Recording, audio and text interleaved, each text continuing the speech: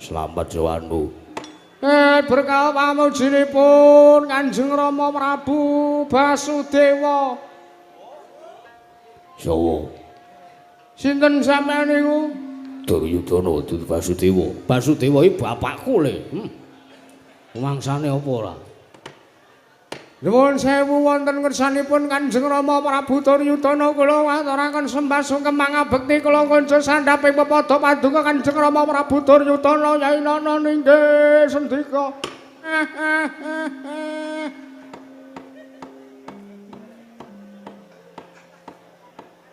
Kados pundi Pamandarya? Ha inggih monggo kemawon.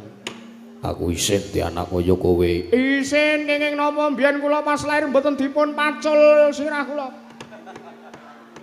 Napa nembe digetuni sakniki? Pun wedang kemawon. Mangane wing gladrah cangkeme. Bocah niku nek nembe mendem nggih kaya ngoten niku. Notasi demung terus lali kabeh. Sritenon neng pasewakan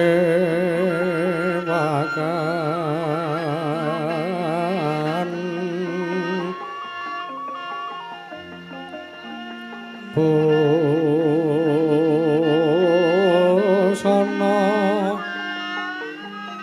maneka warna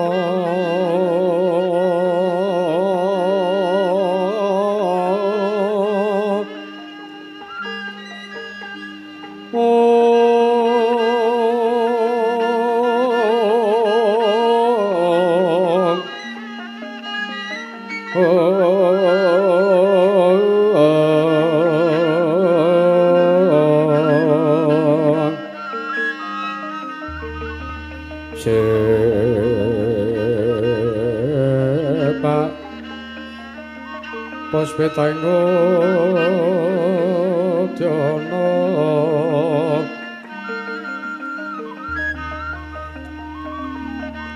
Yang manjrah Sarwarokma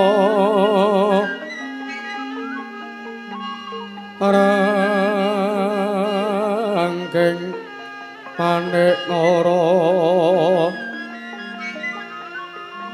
Narawata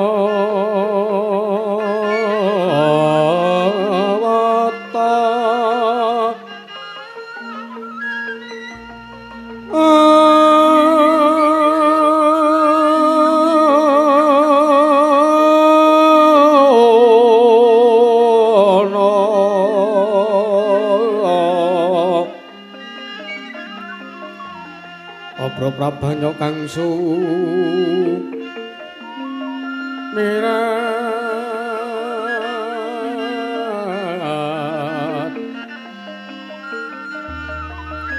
penyaring necara laliwaran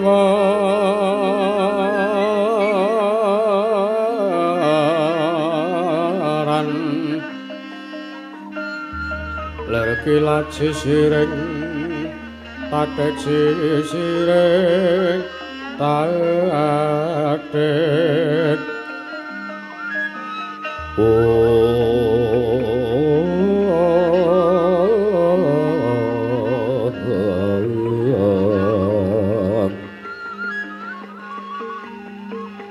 Wimpo kekanda mrek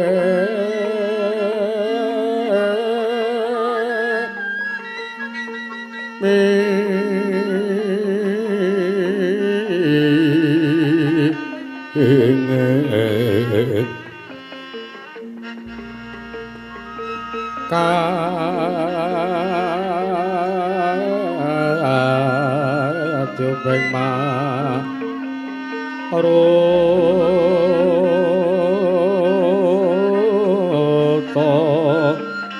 mandung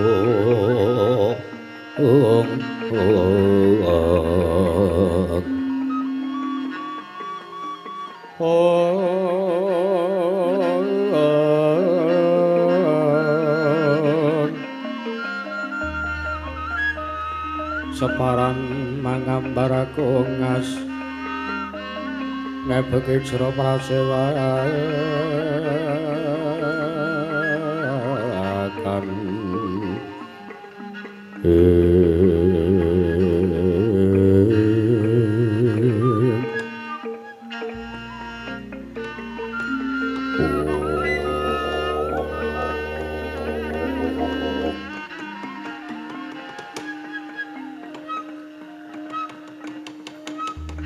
mangya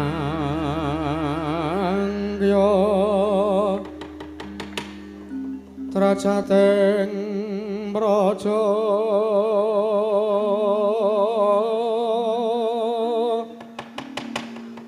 kawaryan basanya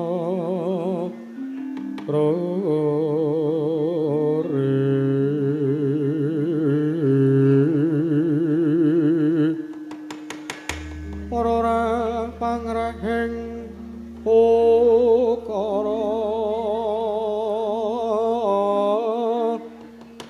karana tanpa palupi ati lar silastu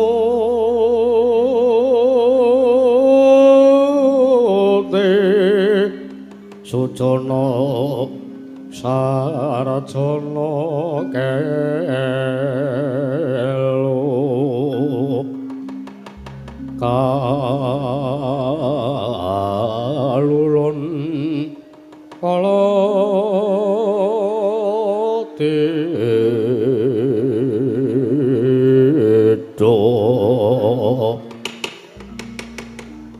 tidem tandhaning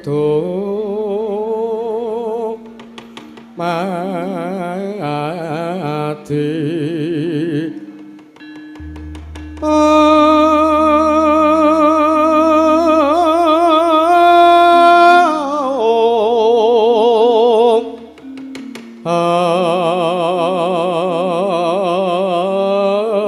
andayeng rat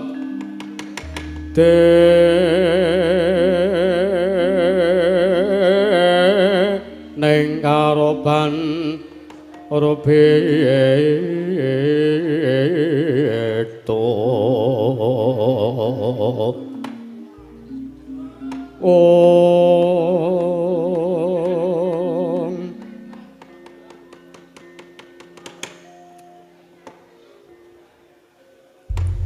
Niwangsung mono mangadili nuwi ana sasmitaning sejagar wasisaning Bathara bawana langgeng sinenggi tatanawrat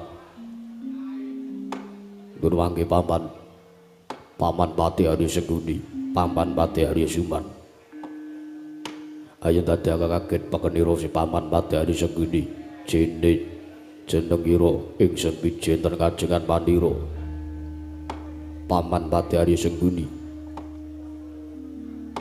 kawula ana ninggingkir dewaji sesembahan kula pengayoman kula wonten ing Madyapada prating dolahan Gusti kula Sang Nata sinuwun Prabu Duryudana inggih anak Prabu Jaka Pitana nuwun mangke meji dhateng pisuwanipun ingkang pamaning kepatihan nggir ing Jawi damel kewatosing manah pindharon salomba pinanjaring alun-alun kumitiran saruk maras manahipun ingkang pamaning kepatihan nanging sareng caket wonten ngajengan Paduka anak Prabu Duryudana araos kula tebih saking raos kemarasan wontenipun kula namung ngarsa nungsung mamarta saha kula nyadong dawuh timbalan Paduka anak Prabu Jaka Pitana nggih kawula ana ninggih paman Pati Arya Sengguni katipalan anggen sira ingsun percaya minangka dadi batal wakil ingsun marata tiyaki pranata tata rakiting kaprajan negara Ngastina atur numbring panjenengan ingsun samendang jana kanthi ingkang karempin paman Arya menapa ingkang sampun Paduka dawuhaken tartemtu kula mboten badhe swala menawi andangu batata rakiting kaprajan negaring ing Ngastina tartemtu sadaya tan badhe anggo ciwan ninggir jrnyata sanjapara kawula samya manunggal tetunggalan dados tunggal akarya luhuring nusa bangsa tuwin negari ing Ngastina mendakipun dumateng sanjapara prajurit abding keprajuritan inggih kadang Paduka pun anak-anak kula pun para sata Kurawa ingkang boten kendhat nggenya tansah geladena lah kridaning aprang Sawanci-wanci praja kapaduka katemping marang Moko. Tartentu boten badhe anggep kunca paduka Gusti kula Sang Nata ing Ngastina. Ingkang adeng kepatihan rembug kasawerna putung sumangga kabandhemna. Kawula ana ninggih nggih. Ya jagat pangesunggara. Toko janggep kang dadi aturira paman gawe marem jasingsun. Ora liwat pakaryan ingkang utama wae tindakna selawase urip. Paman pati Arisangguni. Menapa ingkang sampun paduka dhawaken kula mboten badhe welan kula mboten badhe suwala. Namung derenan sasampunipun kemareng kula ngaturaken sembah pangabekti kula kunjuk sandhaping pepada paduka Gusti kula Sang Nata anak Prabu Jaka Pitana nggih. Walat menawi ingkang badhe kula tampi teka kula wantun nampi sembahipun tiyang sepuh. Nanging iku semanten Jernyoto cekat tiga king minangka nata negari Ngastina kula kang minangka nalindra paripaksa sembahipun paman Harya kula tampi dawa sami-sami putra agung prayogan lenggahipun paman Harya sampun boten kirang mrayoga anggen kula ngadhep wonten ngersanipun anak Prabu Duryudana kawula nuknon Durwangi Koko Prabu Baladewa Koko Prabu Balarama Sarawa padu wonten praja negari ing Ngastina ingkang rayipun Jaka Pitana ngaturaken kasugengan saha asuk pasegan monokrami mugi kunjuk wonten karsa padukan Koko Prabu Baladewa. Ya jagat pangestu wayahu Bathara jagat Pathik Indra Jaladewaku. Walah dalah. Iki Yayi samangke paduka Yayi Prabu Duryudana miji dhateng pisanipun ingkang raka ing Mandura.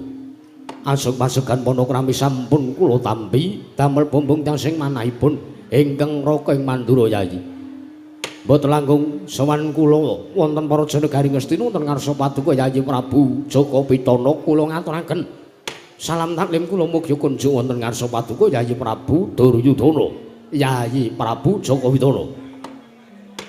Salam tali sampun katur tersanipun ingkang rayi pun Duryudana damel bumbung dasing manah kula mboten langkung kaprayogan lenggah paduka Kanjeng Prabu. Iki sampun boten kirang paragi pisahan kula Yayi Prabu Duryudana. Biwa Bapa Banduna Bapa Neban Sukalima Rawu paduka mugi kinandenan karaharjan pramila kula ngaturaken pambagya harja mugi kunjuk wonten ngarsa paduka Bapa Neban Kumbayana Bapa Neban Sukalima. Lole kentha swaru gembal manyar-manyar. Dok neng dungkul wana alas dadi wana. La dalah.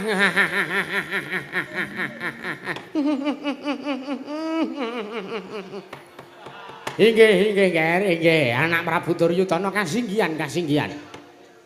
Kula nampi pambagya harjanipun anak Prabu Jaka Pitana anak Anggir ing Ngastina. Pambagya raja sampun kula tampi sowan kula tebih saking rubeta saged mring karaharjan lan kayiwanan. Nggih. Mboten langkung kula ngaturaken pudha pangastawa kula mugi kanca wonten ngarsa paduka anak Prabu Jaka Pitana. Anak Prabu Buddha pangasta sampun kula tampi damel bumbung jas manahipun ingkang putra. Mboten langkung kaprayogan lenggah paduka. Kula non sampun boten kirang prayogi lan sampun mboya kirang sekeca. Anak Prabu, apa dene sira Dimas Kartoparma? Aja kaget siring sun timbali padha kanthi raja sak pratambu. Dimas Kartoparma. Nur iki diwaji sembahan kula. Pengayoman kultur madya padha rateng delan Kanjeng Koko Prabu Duryudana, Kanjeng Koko Prabu Jaka Pitana. Paduka miji tenani bali dhateng pisanipun ingkang rayipun Kartomarming Tirta Tinalang. Sowan kula tebih saking rubeda caket mring kanjuwanan. Berkah pangestu paduka Kanjeng Diwaji, kula ngaturaken sembah sungkem pangabekti kula kunjuk sinipun. Yo, siap diatur bekti nang karsaning Senora yang pangestu ingsun bae tampan lono. Sampun sanget anggen kawula pundi?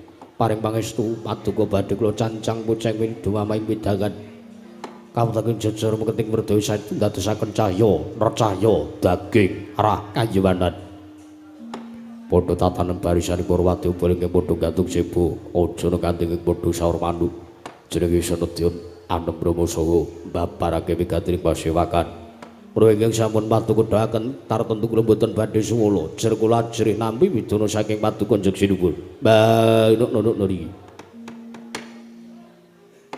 Nur pangge.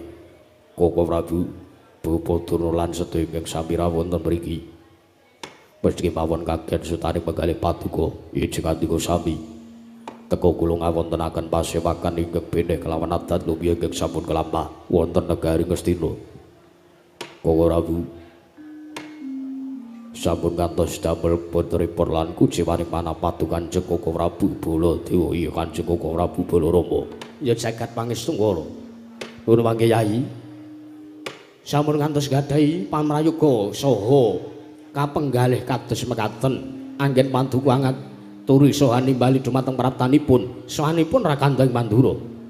Jernyatanipun kula ingkang sampun dipun pitados minangka dados pinesepipun Marasata Kurawa. Nanging ewa semanten mboten kateges kula nggunggung marang diri kula. Sakmangke kula namung sumedya nampi saha kula namung ngrantu menawi ing dados dawuh inggih sabdatama pangandika paduka Yayi Prabu Duryudana. Jernyata kula sampun santosanipun Yayi Prabu Jaka Pitana pramila kula wonten mriki jejeripun daya Yayi. Kula arsa nungsung pamarta kula nyadhong dawuh timbalan paduka. Menggapun apa ingkang dados wigatosipun wondene beneh kelan adat ingkang sampun kelampah ingkang raka katimbalan wonten praja negari Ngastina. Menawi kepareng tumutun kawedharing kathah nanging menawi wadi tumraping para kadang sentana nayaka miwah punggawa negari Ngastina awisa mangke ingkang raka kandhi manjing telenggi kedatona Pancatanetra kelawan Rakandang Mandura Yayi. Oh, semanten ugi kula longger. Sampun ngantos damel kagiat sartanipun damel inggih menika kuciwaning sangya para kawula ingkang sampun sami seba. Jernyata sakmangke para kawula ingkang sami seba sawanten praja negari Ngastina menika namung ngantu saha anengga sabdatama pangandika paduka anak Prabu Duryudana ingkang minangka pangreksa muka wonten praja negari Ngastina.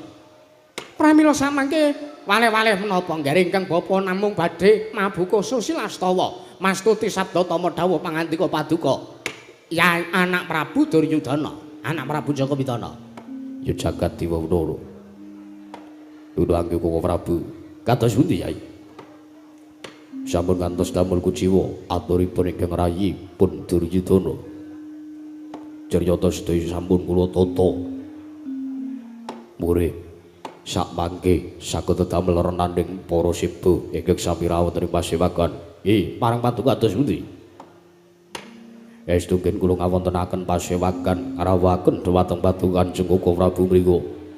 Awit kula namung badhe nyuwun iku saha kula nyuwun pamrayogi babagan lelampahan ingkang sampun dangu sampun wonten tigang candra kula sandhang ingkang estu damel bebeg jebeg saha bingung manahipun ingkang rayi pun Duryudana.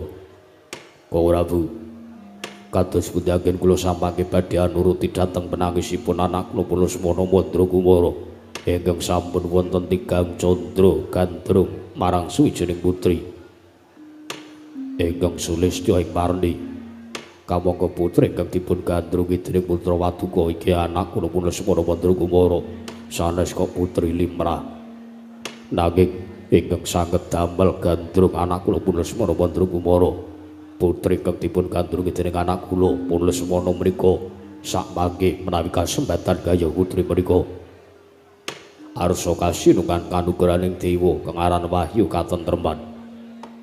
Kamangka nuwun sewu para sata Kurawa miwah anak kula Lesmana Mandragumara menika dereng tau tating gaya sawijining kanugrahaning dewa. Pramila Koko Prabu Baladewa ingkang langkung prisa dhateng leketing manahipun anak kula Lesmana Mandragumara samangke kula nyuwun dawuh saha pamrayoga kados pundi anggen kula badhe nuruti dhateng prangisipun anak kula Lesmana Mandragumara mriku. Koko Prabu Baladewa. Om Leng-leng ramyan ingkang driya lir Bang Candra katawangan sumu ing Tias kapto ritan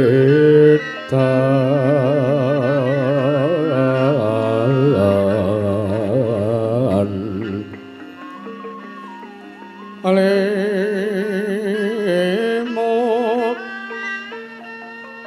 kabyarsaning roci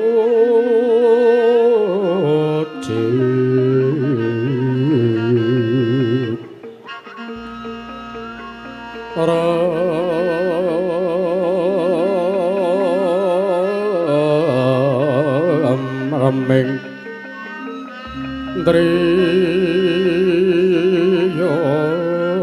manawu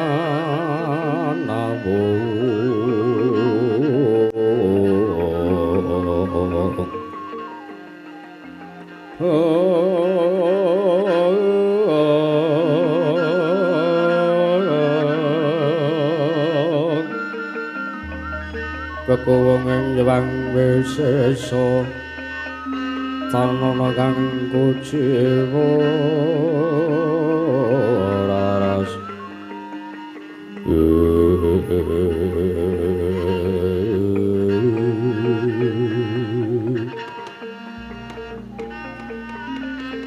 ya jagat pangestu karo ayu bono jagat Yayi Prabu kok ora bulan tibalan kagan sutane manahipun ingkang raka ing mandura sareng kula nampi dawuh pangandika paduka Yayi Prabu Duryudana bilih sak mangke anak kula ing Saraja binangun inggih anak kula pun Saraja Kusuma inggih Pulusmara Mandra Kumara gandrung kampi andhem kaliyan sawijining wanita ingkang sulistya ing warni kamangka miturut pangandika paduka Yayi Prabu Duryudana wanita menika menawi dipun wengku garwa tartentu badhe ndadosaken srana tumedhang kanugrahaning dewa ingkang awasta wahyu katentreman. Kasinggihan pekaten. Lajeng sinten? Sinten Yai? Ingkang dipun gayuh sartanipun ingkang badhe wenengku garwa dening anak kula pun Saraja Kusuma. Putri ing pundi? Atmajanipun sinten? Menawi atmajaning Nalindra. Putri menika sesilih Dewi sinten? Menawi atmajaning pendeta putri menika sesilih Endang sinten? Monggo kula aturi paring dawuh. Sakmangke babakan lampahipun anak kula pun Lesmana Mandra Kumara nggih badhe lumampah tumuju wonten suwijining negari utawi papan panggenan ingkang arsa dipun boyong inggih menika putri ingkang sulistya ing warni menika kula ingkang tanggel jawab. Sampun ngantos paduka Yayi Prabu Duryudana tumut-tumut jrengatanipun kula menika ugi tumut andarbeni dhateng anak kula pun Lesmana Mandra Kumara pramila perkawis dawuhipun anak kula pun Lesmana Mandra Kumara menika kula pasrahaken kula suwun sakmangke Yayi Prabu Duryudana masrahaken dhateng ingkang arupa ing Pandura matur sembah nuwun saderengipun nanging mugi dados ing kawuningan ingkang damel kagetsanipun ingkang rayipun Duryudana putri menika nembe sepisan kula midhanget sesilih lan asmanipun ugi negari durungipun. Sinten lan pundi negari durungipun Yai? Menika putri ing Sunggingwana. Putri ing Sunggingwana. Mengke riyen kados pundi? Sunggingwana menika jeneng toko napa jeneng? Nun mangke Sunggingwana menika nami negara jeneng negari walah jagat dewa Bathara walah dalah nembe sepisan menika kula midhanget negari wonten negari ingkang nama negaring Sunggingwana Yayi iki sinaosa kula tasih dereng mangertosi wonten pundi jenengipun negaring Sunggingwana tartentu sakmangke menawi kula sampun sagah lan kula ingkang nanggel perkawisipun anak kula pun Lesmana Mandra Kumara tartentu badhe kelampah dawuhipun anak kula pun Lesmana Mandra Kumara. Matur sembah nuwun. Lajeng dawuh menapa ingkang badhe katempuh lan sakmangke munggu ngrembak babagan perkawis wahyu katentreman. Yayi Prabu wonten timbalan. Nuwun sewu. Menawi bab wahyu menika utawi bab kanugrahan menika wujuding gaib menika mboten mawujud menika perkawis menika sanes sanes dalanipun ingkang raka ing Mandura. Menika sanes bidang kula. Menika sanes inggih menika basik kula menika sanes kanugrahan menika. Kula menika namung badhe sakbiyantu ragat lahir. Nanging menawi bab kanugrahan menika kalebet ragat batin. Pramila menawi bab kebatinan kula aturi masraken dhateng paman Kumbayana ing Sukalima. Mekaten. Nggih. Bapak Duru. Wonten dawuh nggih. Kados pundi Mitra Paduka. Menawi anakku nggih putu Paduka, pulos menawa wonten kumara Saraja Kusumar sanggaya dumateng putri Sungging Wana. Kamangka nuwun sewu. Putri Sungging Wana menika mitra sasmitaning dewa. Lumantar pasumenanipun anak kula pulos mana I Saraja Kusuma. Samangke putri Sungging Wana menika badhe dados lantaran temedhaipun wahyu katentreman. Putrana. Lole gondhong bluguduk manyar-manyar somorante hawala kamanaga kula kaprit kantel putri Selikortina.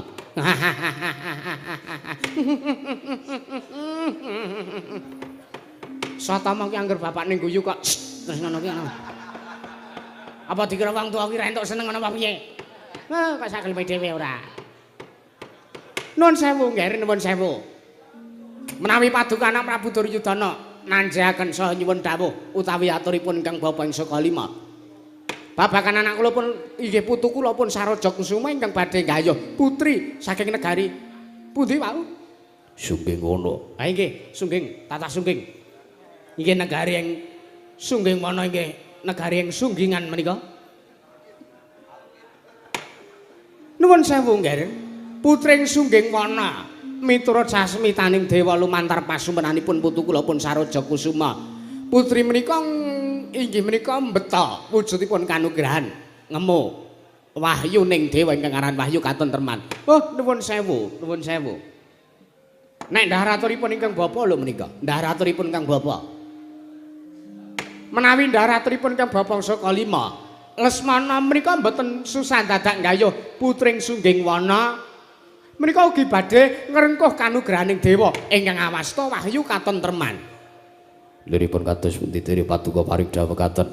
Mengke riyen. Wong jeneng wong rabi utawi wong mengku garwa menika pengangkahipun supados manggih araharja, manggih karaharjan, manggih katentreman, manggih karahayon, manggih ayom.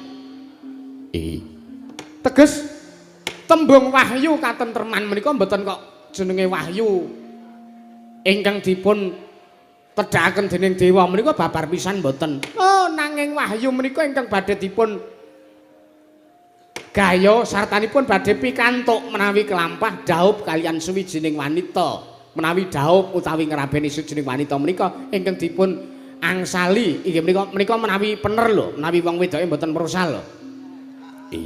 Menawi rabi wong wedok sing jujur, rabi wong wedok sing lahir batin, rabi wong wedok sing mboten nakal.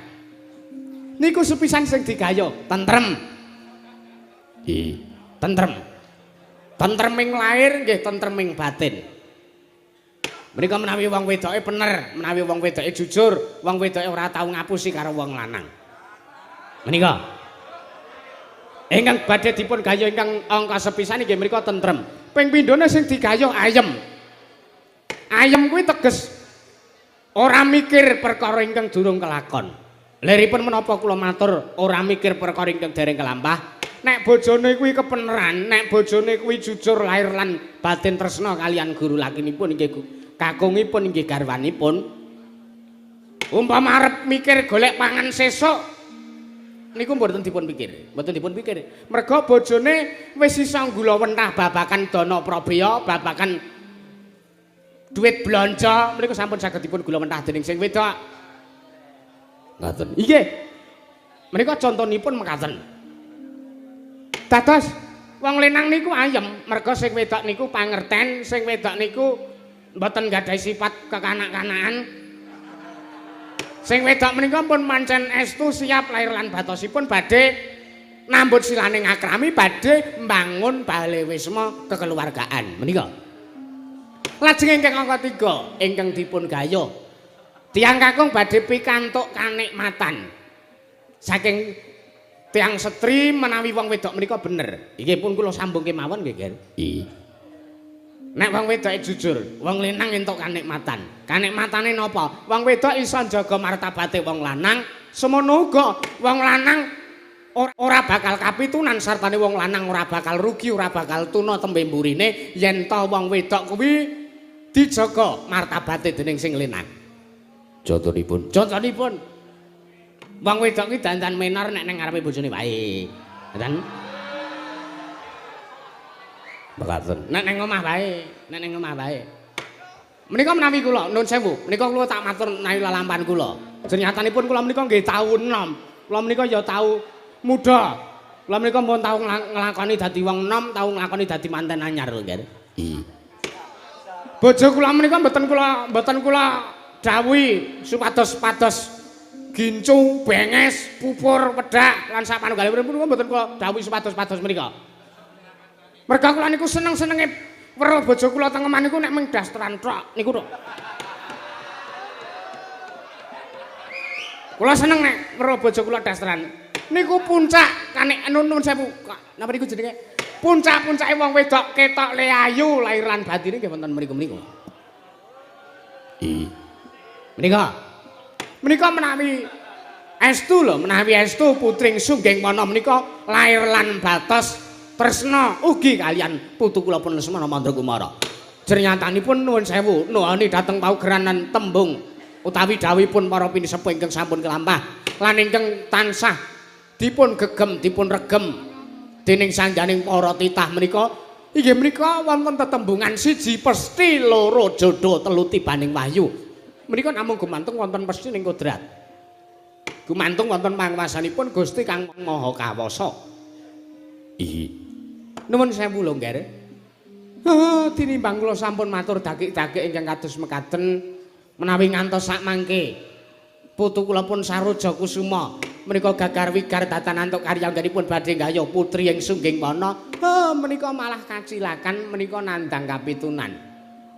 Liripun kados pundi? Mbak Sabita, kula aturi ngemot-emot perkawis ingkang sampun lumampah, Ngger. Nalikanipun putu kula pun Lesmana Mandrakumara badhe nggayuh putri saking Madukara. Anake Like inggih menika pun Janakawati. Rikala semanten kawon kalian Kuculuk Antasena nika. Iya. Lajeng malih si Saroja Kusuma gandrung kalian anakipun Nala Gareng. Ingkang aranipun Nalawati menika. Kalah kali anake Petruk. Merga kemetengen dhisik nika. Iya. Badhe gayuh pergiwa kalian kalah kalian Gatotkaca. Nuwun sewu mesakaken dateng kawonanipun putu kula pun Lesmana Mandrakumara. Lah menawi perkawis menika kula kinten anak Prabu Baladewa ingkang saged ngira-ira lan saged menggalih kados pundi sak mangke sekintenipun putu kula pun Lesmana Mandrakumara badhe gayuh dumateng putri ing Sungging Wana. Nuwun sewu nggih anak Prabu. Pamandarya kados pundi? Kula midhanget ngendikane Kakang Durna niku kok kaya-kaya kula ora percaya. Lair kula ngiyani pendak midhanget ngendikane Kakang Gumbayana menika kula mesti mantuk, mesti sarujuk. Ning ati kula kok maido nggih. Maido liripun kados pundi? Cabita nalikanipun Kakang Durna ngendika nek wong lenang nggayuh putri ingkang sepisan Sulistya ing warni uga jujur ora tau neka-neka karo wong lanang bakal pikantuk inggih menika sepisan tentrem ping pindho ayem ping telu kanikmatan. Kula kok ora percaya. Boten pitados liripun kados pundi? Kakang Durna niku ngendika kaya ngoten. Kakang Durna ngendika nek entuk wong wedok sing jujur bakal nggayuh tigang perkawis niku. Nuwun sewu. Wong Kakang Durna niku mboten nglakoni perkawis niku kok. Mboten nglakoni lelampahan niku kok. Dipate, kula Kakang Durna. Sampeyan aja kebyah-uyah. Sampeyan aja mitenah karo dulurmu tuwa ing Sukalima. Kula pancen bener, orang gayuh apa sing wis tak aturake wau kula bener. Kula mboten gayuh. Nggih. Bojo kula nggih mboten kula dawuhi tumbas pedhak pupur lipstik gincu benges lan sak panunggalanipun. Niku mereka bojone sampean wujude jaran. Hus. Ngawur ora? Lah ya bener mawon kok ya. Napa ya kelakon lagi pisan iki ana jaran nganggo daster niku. Terus kaya ngapa wujude lah. Sampun gumujeng kare sampun gumujeng. Mboten. Kula mboten gegujeng lampanipun Paman Durna niku mboten. Nanging kula mriku mbayangaken jaran ngagem daster menika lho. Wah. Do seneng. Nek aku kewirangan do seneng. Apa? Sareh Paman Durna sareh. Menika namung kagem bahan pirembagan. Nggih. Mboten napa-napa. Kula mengke nek lasem pun meni kula terus mak dengkluk ngoten kok kula nggih. Sampeyan iki kok ora ya ngonekke rumpakane kok. Lajeng kersanipun kados pundi? Paman Kumbayana menapa sekedhiripun wonten dawuh? Sampun. Sakmenika dipun pesthekaken kemawon. Ingkang pados syarat srana saha ingkang lumampah tindak dhateng Praja Negaring Sunggingwana sareng kalian pun para Sata Kurawa. Utaminipun putu kula pun Saroja Kusuma inggih putu kula pun Lesmana Mandrakumara. Serananipun samangke kula ingkang badhe ngamping-ngampingi dhumateng putu kula pun Saroja Kusuma. Kula ingkang mangke badhe ngular-ulari, kula ingkang badhe samangke maringi seserepan wewarah sartanipun paring kawruh dhumateng putu kula pun Saroja Kusuma. Munggo kados pundi anggenipun tiyang ingkang badhe nambun siraning akrami badhe mangun bebrayaning ageng. Jenyatanipun nuwun sewu longger menika menawi kasembatan. Bojonipun Lesmana menika kanggo selawasi urip. Ora mung kanggo sepisan nek wis rampung gek terus dibayar dibuang mboten menika. Nanging sing jeneng bojo menika kanggo selawase urip, ya pendampinging lahir, ya pendampinging batin. Senes pendamping kebudayaan jeneng. Menika sampun ngantos ing sakmangke putu kula pun Saroja Kusuma menika keseluruh wonten margi ingkang lentu. Kula ingkang sakmangke badhe ngamping-ampingi dhateng putu kula pun Lesmana Mandrakumara. Kula badhe caket sartanipun kula mboten badhe tepi-tepi saking putu kula pun Lesmana Mandrakumara. Lajeng ingkang angka kalih anak Prabu Baladewa ingkang sakmangke nyawisaken syarat sarana uba rampe lan sak manunggalanipun saking negaring Ngastina ingkang badhe katujokaken wonten negaring Sunggingwana. Perkawis kasembatan aman ayem tata titilan tentremipun anggenipun putu kula pun Lesmana Mandrakumara badhe gayuh putring Sunggingwana kula pasrahaken dhateng Resa Patukan anak Prabu Baladewa. Paman Durna sendika iki. Nggih. Lajeng serananipun kados pundi? Sakmenika menawi prayoganipun mekaten kemawon. Kados pundi? Putu kula pun Saroja Kusuma dipun timbali sowan, dipun timbali ngadhep wonten sanipun tiyang sepuhipun. Kula mengke badhe nanting kalian putu kula pun Lesmana Mandrakumara. Mekaten Paman Durna. Nggih. Wis taken dawuh Paman Arya. Kula wonten timbalan. Katimbalana sawanipun anak kula pun Lesmana Mandrakumara sakmenika ugi Ngestaken dawuh nggih. Sikra-sikra yen permana kansa sikra ngraket nawang sesangka nawang sangka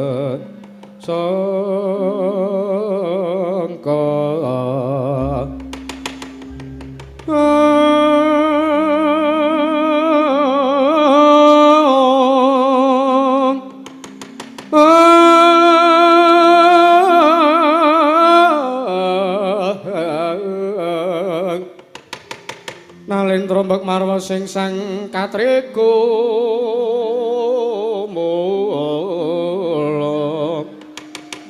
katriku mulung mangrompaking bak cukur rek kiri-kiri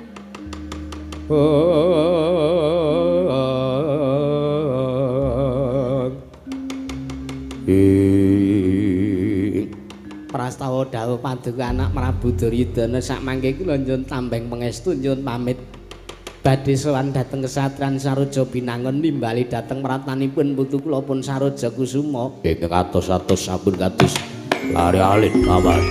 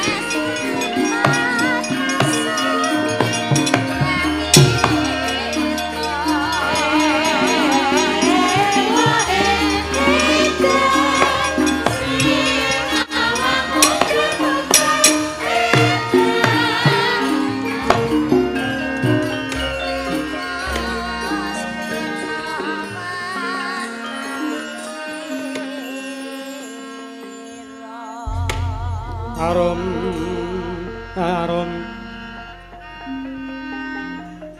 sinong wati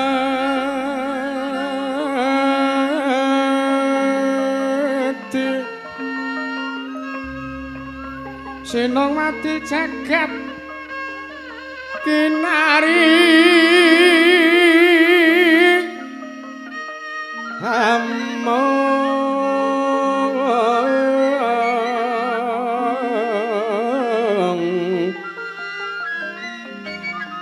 Bak lumembah ombak ing samudra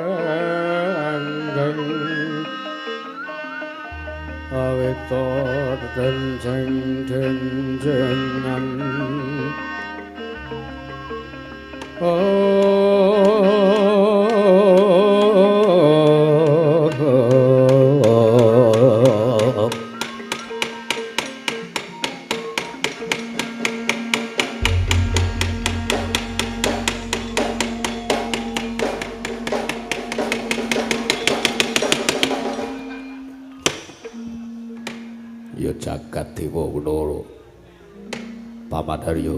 Kula wonten timbalan nggih. Nuwun sewu. Akhiripun anak kula pun Saroja Kusuma sowan lakon teka kawontenanipun kados mekaten. Liripun kados pundi? Anak ratu kaya dudu anak ratu. Putra Nalendra ora kaya putra Nalendra. Mriku netranipun abrit kenging napa? Aduh. Mboten mangertos kula nggih. Kula wau pinanggih wonten ing kasatriyan sampun glethak ngakar-akar menika. Mboten emut para waduk sinalameng dipun dangu kemawon. Lesmana padha kanthi raja sak praptambu. Ya lang sawangen sangenes aku sing nandha rindu Padha kanthi raja aja malah karaoke. Selamat jawanmu. berkah pamujinipun Kanjeng Rama Prabu Basudewa. Sawa. Sinten sampeyan niku? Duryudana dudu Basudewa. Basudewa iki bapakku le. Mangsane apa ora? Nuwun sewu wonten ngersanipun Kanjeng Rama Prabu Duryudana kula ngaturaken sembah sungkem mangabekti kula kanca sandhaping pepada paduka Kanjeng Rama Prabu Duryudana Yai Nana ninggih sendika.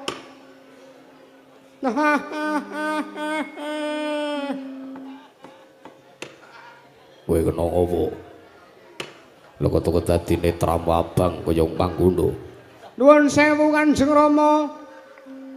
Gandeng kula menika bocah ingkang dipun tresnani dening pengarep. Kala wau kula bidhal wonten ing mriki kula dipun maringi jatah gepengan 3 cacahipun. Tumunten kula ombe lajeng sirah kula dados bombing kaya ngeten Kanjeng Rama.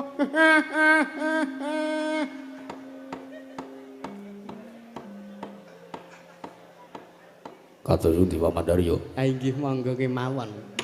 Aku isin di anak kaya kowe. Isin kenging napa mbiyen kula pas lair mboten dipun pacul sirah kula. Napa nembe digetuni sakniki? Pun dangu kemawon. Bangane wing gladrah cangkeme. Bocah niku nek nembe mendem nggih kaya ngoten niku. Notasi demung terus lali kabeh.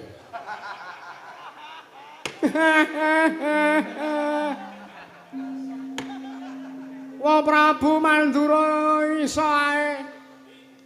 Kowe ora ngaturke sembah nang ngersane wakmu ing Mandura. Inggih, Po, kula ngaturaken sembah bekti kula wedine kalih sampeyan. Hahaha, yo le cah bagus sak tampa. Ya monggo rupian-rupian kok ora ngejak pakdemu iki karepmu piye? Ah, mengke sampeyan malah ora prayoga le sebo ngersanipun bapak. Ngono. Inggih. Ah, putuku lesmana padha kanthi raja sak pratamu ya nggih. Sinten iki? Aku, Eyang Mengsaka 5. Wah.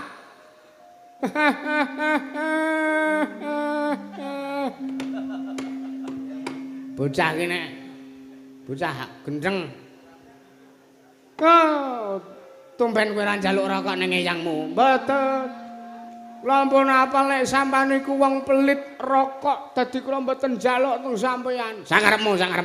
Slamet sowanmu. Bekti kula katur yang. Heeh. Pangestuku tampan ana. Sampun kula pundi ndadosaken jimat paripen dayana ing kasantosan. Parang pangestu paduka badhe kula cacang bocah weni duwe wicar ketewur dan satu dadosaken cahya nercaya daging rangayimanan.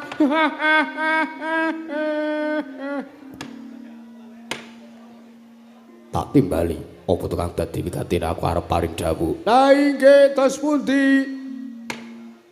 Anane Wakming Mandura prapta mrene merga saguh gayokake marang gegayuhanmu.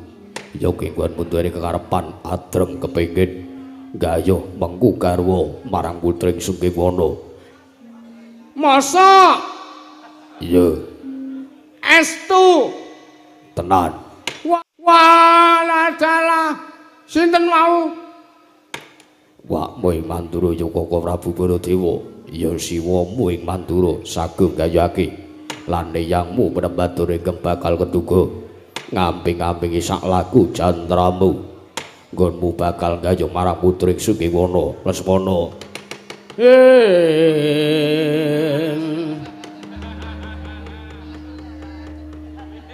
Kagyate sang kapirangu rinangul kinempit kempit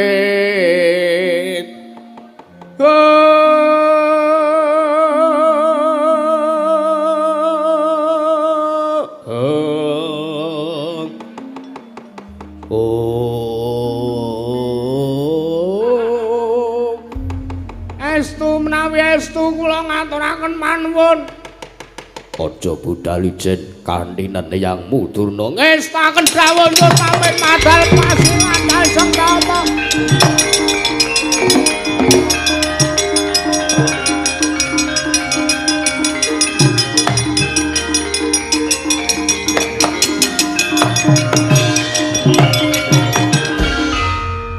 Pripun kula ajeng budal kok malah dicengkiwing cengel kula. Yen arep budal jaluk pangestu luwih dhisik sing prayoga ngersani wong tuwa. Oh inggih. Nyuwun pangestu Rama. Nyuwun pangestu Rama. Jaluk pangestu Eyang Kepatihan. Nyuwun pangestu Eyang. Iya.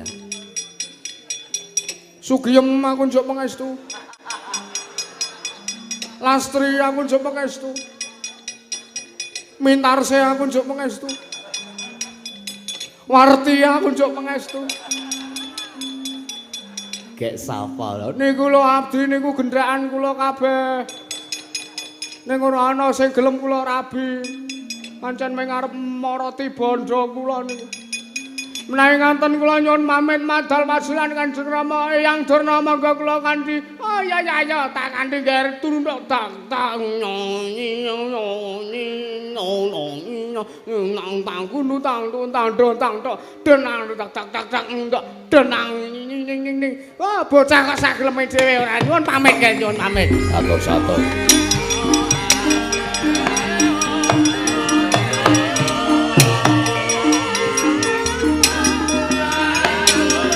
Thank you.